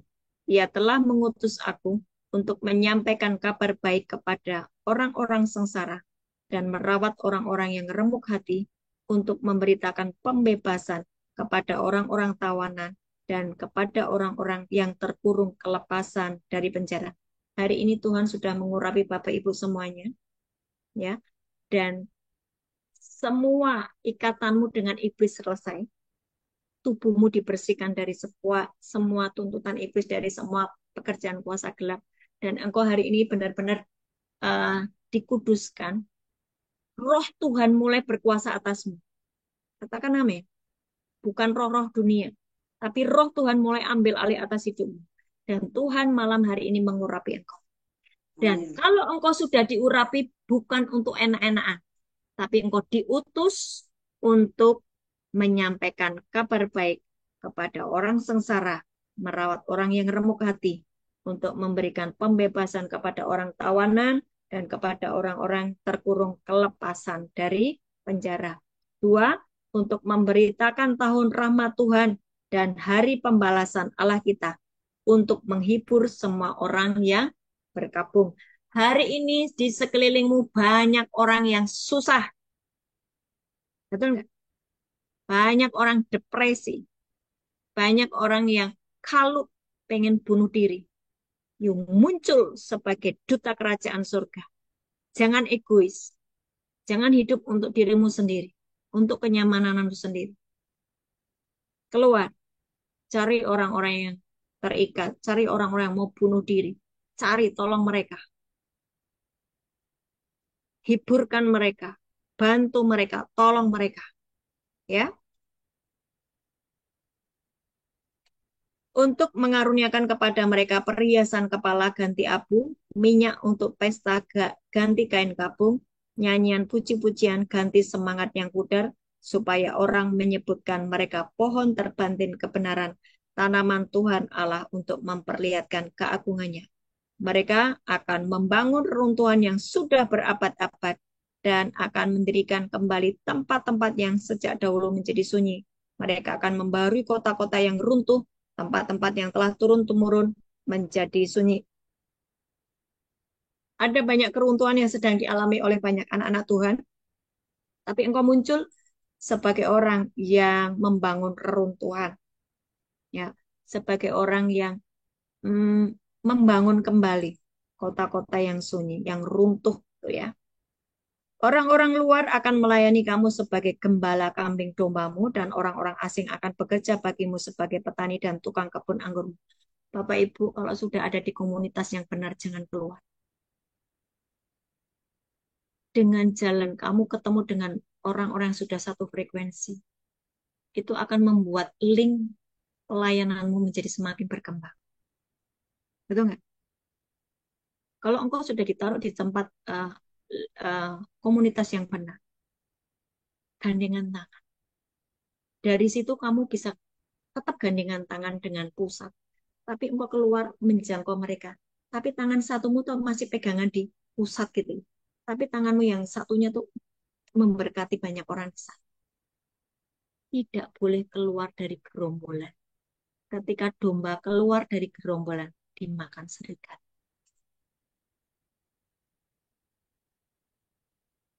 Ayat 6, tetapi kamu akan disebut imam Tuhan dan akan dinamai pelayan Allah kita. Kamu akan menikmati kekayaan bangsa-bangsa dan akan memegahkan diri dengan segala harta benda mereka. Ini terjadi, ya. Ini akan terjadi yang namanya goncangan. Kekayaan orang fasik masuk ke dalam orang benar. Haleluya. Jadi orang benar semakin kaya, enggak? Semakin kaya. Kok mamon? Itu bukan mamon. Itu berkat Tuhan. Karena engkau mengejar Tuhan. Itu bonus dari engkau mengejar Tuhan. Ya. Ayat 7, sebagai ganti bahwa kamu mendapat malu 2 kali lipat, sebagai ganti noda dan ludah yang menjadi bagianmu. Waktu itu kamu dihina-hina. Waktu itu kamu dibully. Waktu itu kamu difitnah. Tapi Tuhan berkata, karena kamu kedapatan tidak berbuat dosa, kamu tidak membalas, kamu hanya diam, mengasihi dan memberkati. maka engkau akan mendapat warisan 2 kali lipat di negerimu, dan sukacita abadi akan menjadi kepunyaanmu. Sebab aku Tuhan mencintai hukum. Iblis tahu hukum, anak-anak Tuhan harus belajar hukum-hukum Tuhan. Dan membenci perampasan dan kecurangan, aku akan memberi upahmu dengan tepat dan akan mengikat perjanjian abadi dengan kamu. Keturunanmu akan terkenal di antara bangsa-bangsa dan anak cucumu di tengah suku bangsa, sehingga semua orang yang melihat mereka akan mengakui bahwa mereka adalah keturunan yang diberkati Tuhan. Itu sampai anak cucumu itu menjadi orang-orang yang sangat diberkati. Aku bersukaria di dalam Tuhan, jiwaku bersorak-sorai di dalam Allahku, sebab Ia mengenakan pakaian keselamatan. Jangan dilepas ya pakaian keselamatan ini, dan menyelubungi aku dengan jubah kebenaran, seperti pengantin laki-laki yang mengenakan perhiasan kepala, seperti pengantin perempuan yang memakai perhiasannya, sebab seperti bumi memancarkan tumbuh-tumbuhan, dan seperti kebun menumbuhkan benih yang ditaburkan, demikianlah Tuhan Allah akan menumbuhkan kebenaran dan puji-pujian di depan semua bangsa-bangsa. Percaya katakan amin. Dan ini terjadi di dalam nama Tuhan Yesus atas kehidupan kami. Hari ini Tuhan memulihkan keadaan kami 2 kali lipat di dalam nama Yesus. 2 kali lipat. Tidak ada lagi kutuk yang bekerja atas hidup kami. Sebab hari ini semua kutuk sudah selesai. Di atas kayu salib darah Yesus mengampuni setiap dosa pelanggaran, menghentikan setiap kutuk. Kami mengakui dosa kami sudah didamaikan, dan hari ini kami hidup di dalam berkat Tuhan. Sebab Engkau berfirman di atas kayu salib, kutuk selesai, supaya berkat Abraham boleh kami terima. Hari ini kami boleh menerima semua kebaikan-Mu, berkat-berkat-Mu, hidup di bumi seperti di surga. Kami menjadi duta kerajaan surga, pelayan-pelayan Tuhan yang hidup di dalam kebenaran. Di dalam nama Yesus. Amin. Amin.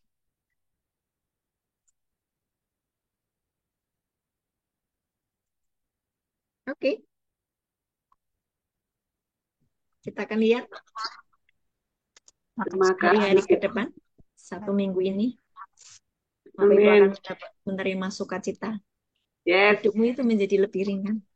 Amin. Amin. Terima kasih Bu Ana, sangat Amin. memberkati. Terima kasih Bu Ana. Terima kasih Bu Ana. Terima kasih Bu Ana. Kalau engkau merasa susah, duka cita, itu artinya iblis sedang bekerja mengganggumu. Engkau bisa melawannya dan berkata, diam iblis. Aku tidak mau kehilangan sukacita dan sejahtera. Ngerti ya? Amin. Tapi kalau mulai marah, jangan kamu layani marahmu. Itu namanya memberi kesempatan pada iblis. Berdamai, suami istri berdamai ya. Oke. Terima kasih Bu. Terima kasih Bu. Makasih Bu Ana. Cucu saya jadi diem dari nangisnya. Terima kasih Bu Ana. Ya, semuanya nanti alami ya. Minggu-minggu ini Bapak Ibu akan merasakan Amin. Amin. Amin.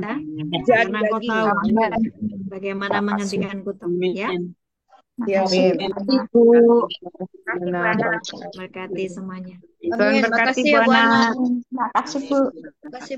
Ya, yang sakit sembuh. Yang kena cancer semuanya hari ini sembuh di dalam nama Yesus. Amin. Cancer tidak boleh lagi bekerja. Sebab kutuk cancer itu sudah selesai di atas kayu salib. Sakit cancer, katakan, hei cancer, engkau sudah selesai hari ini. Tidak boleh lagi ada di tubuhku. Yang punya sakit penyakit apapun, hari ini katakan, sakit penyakit selesai hari ini. Penyakit Kelemahan selesai tubuhku hari selesai ini hari dalam ini. nama Yesus. Semua karakter yang buruk selesai hari ini. Aku ini anak Allah. Harus melakukan hal yang baik, benar. Amin. Dalam Yesus. nama Yesus melakukan hal yang Ya. baik dan benar. Tuhan memberkatimu dan melindungimu. Tuhan Amin. menyinari engkau dengan wajahnya dan Amin. memberikan kasih karunia. Amin. Tuhan menghadapkan wajahnya kepadamu dan Amin. memberi engkau Amin. damai sejahtera. Amin. Amin. Amin. Amin. Makasih Bu Ana. Bu Ana. Terima kasih Bu Ana, Tuhan Ayo, berkati. munculkan sukacita di wajahmu. Aku pengen lihat deh. Cek. Ya, Mau tanya. ya silakan kalau mau tanya. Bu, ini kan tadi saya telat 10 menit ya, 9 menit. Tadi ada sesuatu. kalau saya putar ulang yang nanti di YouTube-nya KKS itu masih bisa ya Bu ya? Bisa. Lah, Ibu sudah nggak gabung di KKS? Enggak, yang di YouTube-nya KKS. Oh iya, buka aja di Keluarga Kerajaan Surga. Itu kan ada Bisa ya? YouTube-nya. Ya, Maksudnya lagi melalui YouTube-nya ini Bu. apa? Bisa Bisa. ya, Maksudnya Bu? apa? Bisa. Saya ngikutin Bisa. lagi yang kedua kali melalui YouTube. Bisa ya Bu? Bisa. Bisa, rekamannya ada. Oke, siap. Terima kasih Bu. Ada rekamannya nanti. Selalu ada itu, ada Bu Dokter Novi yang setia mendampingi kita. Thank you ya Bu Dokter Novi yang sudah setia. Thank you, Tuhan memberkati. Sibuk. Oke, sukacita ya Bu Utami Dewi Suhadi. Ya Bu. Pokoknya hubunganmu dengan Tuhan itu yang harus diurusi. Ini bukan tentang Makasih ya. suamimu, bukan tentang orang lain, tentang hubunganmu dengan Tuhan. Oke? Terima kasih Bu atas jawaban doanya. Ya, jawaban doa apa Bu? Sudah sembuh kakinya? Belum Bu. Maaf tadi terlambat Bu, banyak tamu yang datang jadi saya. Banyak dari Oke, segera sembuh ya. Sakit nggak boleh lebih dari 3 hari. Amin. Ya, Linda sudah sembuh dalam nama Yesus. Linda, yuk kesembuhan Tuhan mengalir atasmu di dalam nama Yesus. Terima kesembuhan. Yang sakit-sakit hari ini terima kesembuhan. Yang dompetnya sakit hari ini diberkati di dalam nama Yesus. Dalam nama Yesus. Engkau yang mengalami krisis ekonomi hari ini, kutuk kemiskinan sudah selesai. Amin. Ya? Engkau akan diberkati berkelimpahan sebab engkau taat dan dengar-dengaran suara Tuhan, maka berkat itu akan datang kepadamu. Diberkatilah apapun yang kau usahakan dibuat berhasil. Dalam nama Yesus. Dalam nama Yesus. Tidak ada lagi kutuk kebangkrutan. Sudah selesai. Sudah selesai. Sebab kami tidak lagi punya ikatan dengan proroja, dengan nenek moyang, dengan perdukunan. Sudah selesai. Kami diberkati berkelimpahan. Terjadi atasmu dalam nama Yesus. Dalam nama Yesus. Semua konflik di rumah tangga, engkau sadar bahwa ini adalah kerjaan iblis. Hari ini engkau berdamai dengan suami istrimu, dengan anak-anak berdamai. So, perhatikan kalau kalian punya anak-anak muda, jangan kamu cuekin. Mereka punya tekanan di luar sana karena dibully, karena tekanan pekerjaan atau kuliah yang menekan hidupnya, dibully. Mereka pengen bunuh diri. Perhatikan anak-anakmu, perhatikan anak-anakmu, perhatikan anak-anakmu. Jangan terlalu sibuk di luar sana. Lihat anak-anakmu, dampingi mereka. Dampingi mereka. Bagi anak-anak yang masih kecil, yang sudah hobinya nggak bisa diputus dari game, perhatikan mereka. Saya serius ya. Karena iblis sedang masuk menghancurkan generasi muda. Anak-anak Tuhan. Ya, perhatikan mereka. Jangan egois. Kamu sibuk cari uang terus. Anak-anakmu nggak kamu urusi. Oh, hari ini sangat mengerikan. Ayo dampingi mereka. Peluk mereka. Sayangi mereka. Ya. Oke. Berdamai suami istri. Jangan buka celah. Karena ke depan akan ada sebuah shifting lagi. Pastikan engkau sudah di dalam Kristus ya. Oke, God bless semuanya. Selamat istirahat. Nikmati minggu-minggu yang ajaib. Ya, Ya. Oke, God bless. Bye.